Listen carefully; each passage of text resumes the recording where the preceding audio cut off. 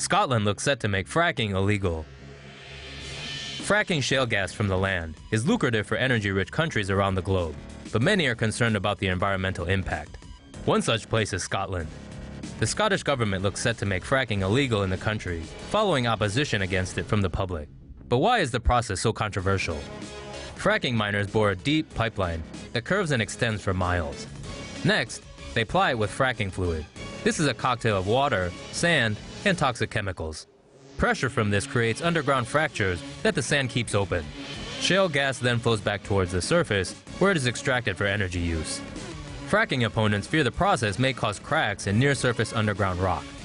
Methane gas can seep into these fissures and create flammable water. Scottish lawmakers will vote on whether or not to ban fracking later this year. It's in the ground.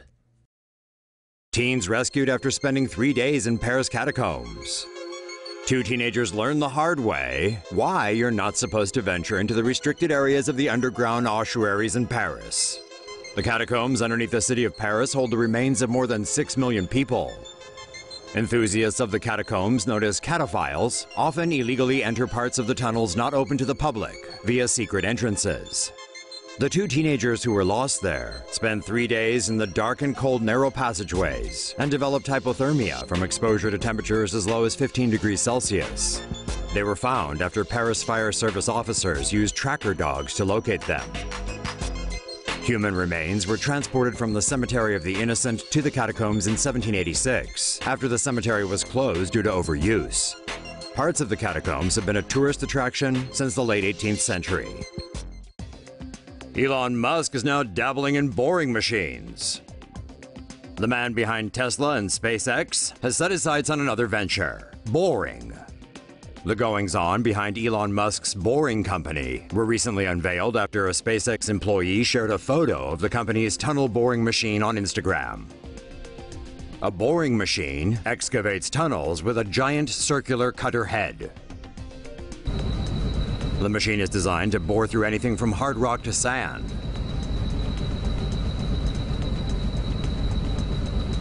Elon Musk says he wants to build up to 30 levels of underground tunnels for cars and high-speed trains such as the Hyperloop.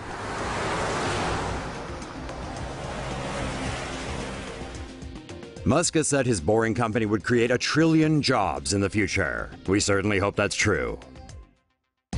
Turns out Alaska's permafrost isn't very permanent.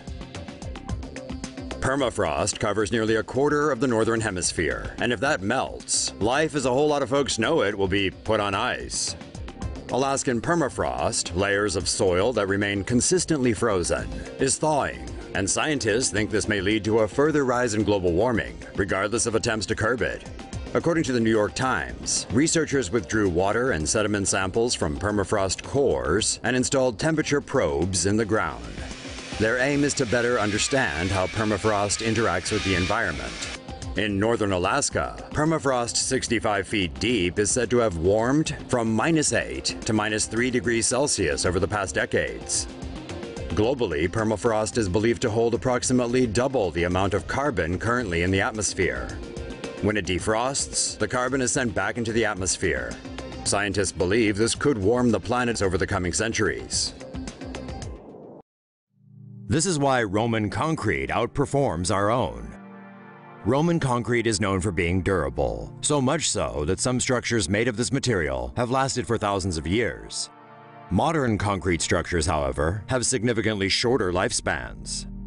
U.S. researchers have recently revealed the secret behind the longevity of Roman concrete. Roman concrete was typically made with a mixture of volcanic ash, rock, and lime. This mortar mixture proved to be well suited for the construction of harbors and piers. When seawater enters the concrete through tiny cracks, it reacts with the volcanic ash and lime to produce a crystal called tabermarite in a process known as pozzolanic reaction. The tabermarite crystals bind the concrete particles together, strengthening the concrete and increasing its durability. Researchers are currently experimenting with seawater and volcanic rock in order to create a mixture that could be used to build marine structures that are more durable and have longer lifespans. Massive landslide caused killer tsunami. Researchers say a mega tsunami that devastated a Greenland settlement in June was triggered by a landslide.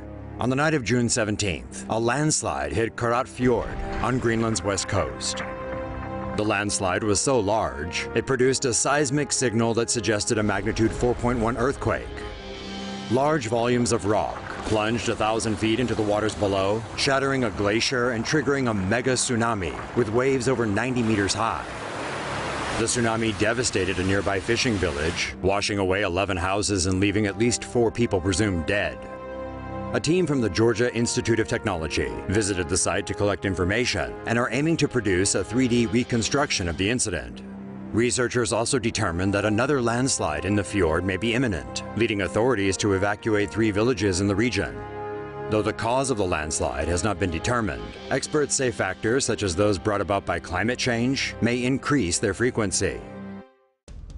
Brazil agrees to let people dig in the Amazon. The Brazilian government has opened up a massive chunk of the rainforest for mining purposes. Brazil has removed the protective status of the National Reserve of Copper and Associates, which straddles 2 northern Brazilian states. The area is 46,000 square kilometers large and is believed to be rich in gold, copper, iron, and other minerals. The government opened up 30% of the reserve and said that mining would only be permitted in areas with no conservation controls or indigenous lands. According to estimates, approximately 1 acre is destroyed every second in the Amazon, and around 20% of the rainforest has been destroyed over the past 40 years. Brazil has said it plans to open up 10% of all protected rainforest areas to mining in an attempt to stimulate growth.